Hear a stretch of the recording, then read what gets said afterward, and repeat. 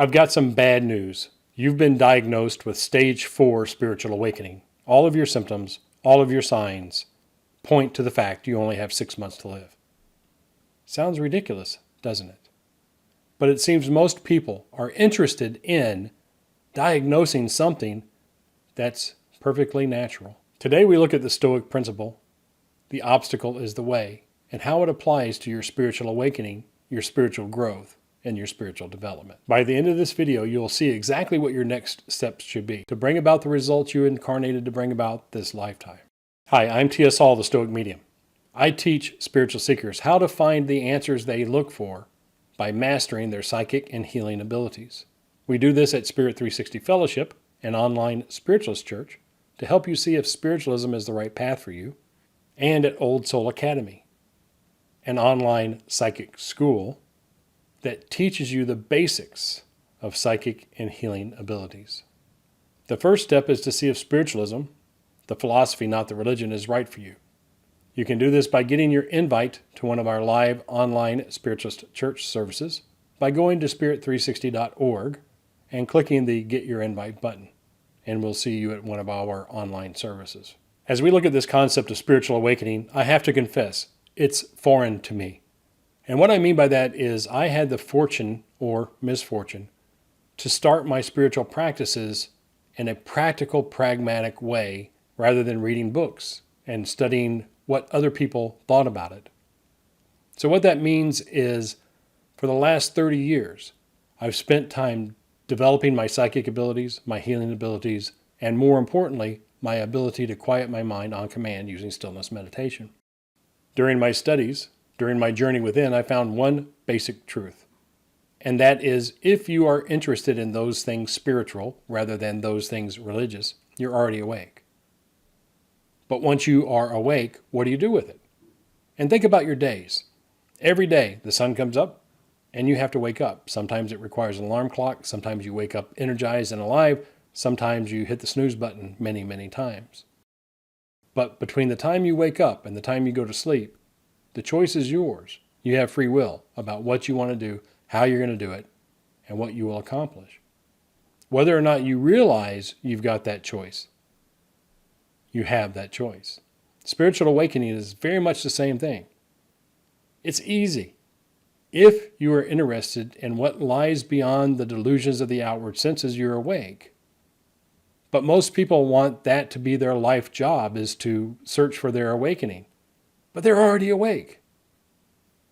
Finding your purpose, finding what you're going to do with it, rediscovering your ability to reconnect with your spirit guides and teachers, your spirit self, and starting to thrive in your life, that's what life is all about.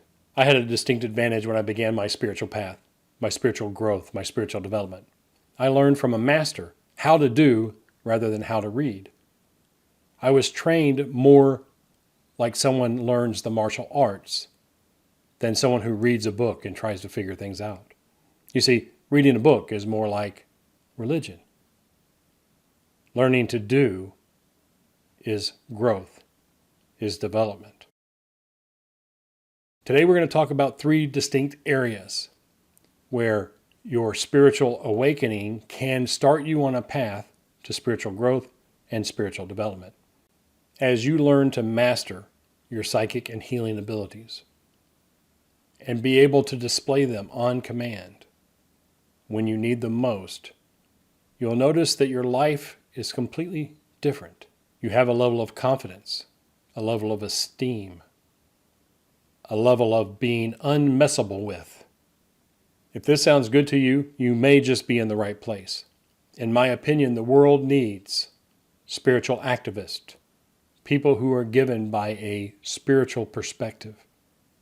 As you master your psychic and healing abilities, you will notice that you get a firm grasp about your mind-body connection. You will start to live and stop worrying. And most importantly, you will always know your next step and never be surprised. It's that mind-body connection that allows your awareness to start dawning, allowing you to start to recognize your spirit within, to see things as they really are, to see things beyond the limitations of the physical senses. this is when you awaken. The moment you start to recognize there's more to life than meets the eye, you're awake. Now what? What are you going to do with that? Are you going to continue to look for answers, or are you going to start to develop skills? And that's the part that separates the stages, signs, and symptoms of awakening from those who actually become spiritual masters. It's the doingness. I've mentioned before, there's a be, do, have. You be spiritual, you do spiritual things, you have spiritual results. Learning to create and produce those spiritual results on command require that you develop a spiritual mindset, a spiritual tool set, and a spiritual skill set. It's that unique combination that allow you to have this world be your oyster. Allow you to begin the process of always knowing your next step and never being surprised. One of the first things that happens is you start to conquer fear and you start to conquer your emotions. This happens very quickly after you commit to a dedicated, consistent stillness and meditation practice. You become mindful all the time because you have a level of presence that allow you to have your mind and body in the same place at the same time, aligned with your intention and your purpose, taking actions that are the right actions for you to bring about the results you want. You stop worrying and you start to thrive. The title of this video, though, is How the Obstacle is the Way. The obstacle you face first is to decide whether or not you are going to start training yourself to be a spiritual master. As I mentioned, I was trained more along the lines of a martial artist than the typical spiritualist and spiritual training. What that means is we practiced skills development. We displayed our skills. We told the truth to ourselves about our skill level. And we absolutely managed any and all delusions about what we thought was going on versus what was really going on. Most people don't want this level of rigor. Most people are okay and happy with being mediocre, with hoping that things are going to turn out, rather than taking full and complete responsibility for their circumstances in their life. More importantly, for their ability to change those circumstances and create the life they want. The obstacle that most spiritual people face, old souls face, spiritual seekers face, empaths and highly sensitive people face, is that their personal truth, their individual way they look at life, has been influenced by a series of tribes or tribal truths or spiritual beliefs that aren't necessarily helping them get the results they want. The obstacle is being engaged in theoretical studies rather than experiential, practical studies. You know, if you're going to heal, you have to actually heal. If you're going to heal, you have to have a health and well-being mindset. If you're going to heal, you have to know several different tools to help you bring about harmony in the physical body, first by allowing yourself to remove disharmony from the spirit body. And you've got to have a skill set, which includes discipline, which includes rigor, which includes the ability to hold a thought to the exclusion of all others for an extended period of time.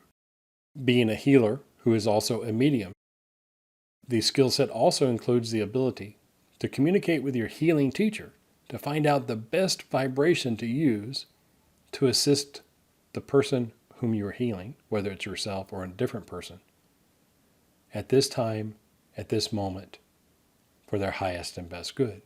The obstacle is allowing yourself to step beyond theory and into practical, pragmatic results. displayable on command results. Skills that are displayed and demonstrated in the three-dimensional world. Because that's what we incarnated to do, is to learn how to do things, learn how to experience things, learn how the three-dimensional real world works, because we could not experience what we needed to learn on spirit side. Otherwise, we would have stayed over there instead of coming here.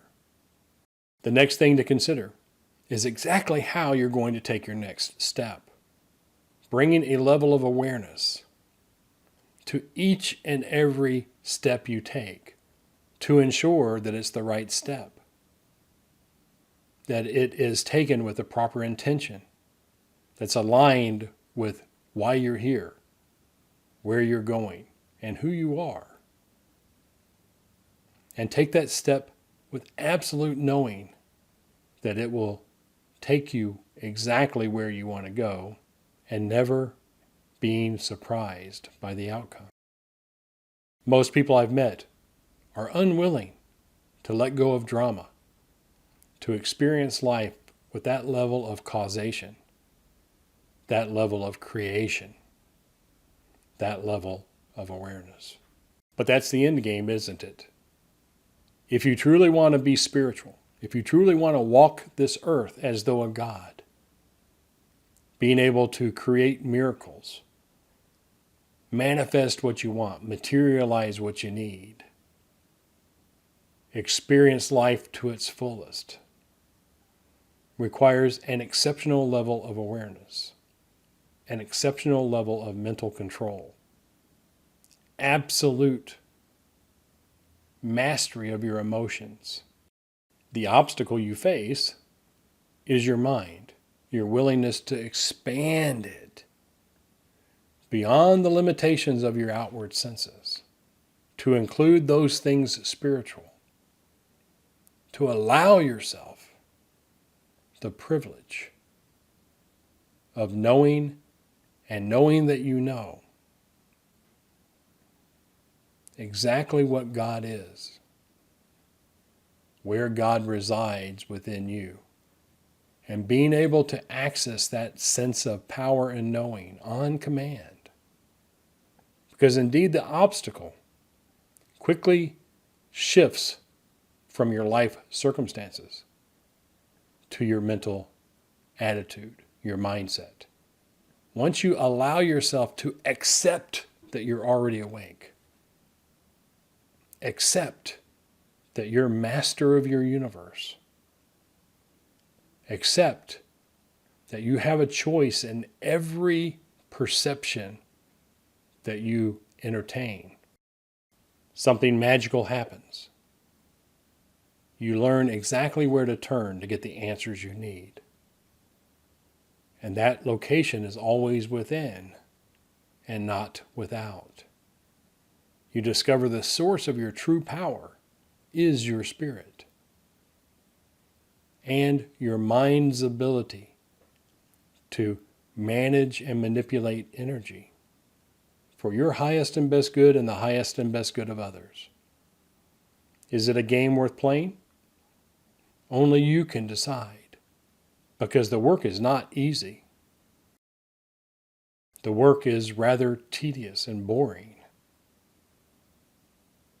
But very few people have ever mastered anything without doing the work. It's been said, everything comes to he who waits. The only caveat being, as long as you work your ass off while you wait. Because there are definitive skills that you can develop that remove all doubt and allow you to step into your true spiritual, psychic, and healing power. Stop worrying about the signs and symptoms and stages of awakening. Be awake. Do what someone who is awakened does, and have the results of someone who is awakened, someone who is enlightened. Do the work. The work is simple. Stillness meditation, combined with verifiable, displayable psychic and healing abilities. Too simple, right? But are not the most beautiful, wonderful, loving things in life simple? Free? Except for having to step beyond the obstacle of our own limitations, to step in to your rightful place as master of your universe. Does this make sense? Does it feel right? Does it ring true? If so, join us at one of our online Spiritualist Church services. Experience what we do when we connect individually with those who are interested in growing or curious whether spiritualism is the right path for them. You can get your invite at spirit360.org, and we'll see you in one of our services. With that, I will bless you and leave you with whatever you're taking away from this short spiritual lesson, and trust you to apply it for your highest and best good, that you may experience and accomplish what you incarnated to bring about this lifetime. And remind you that until we meet again, spiritual is as spiritual does.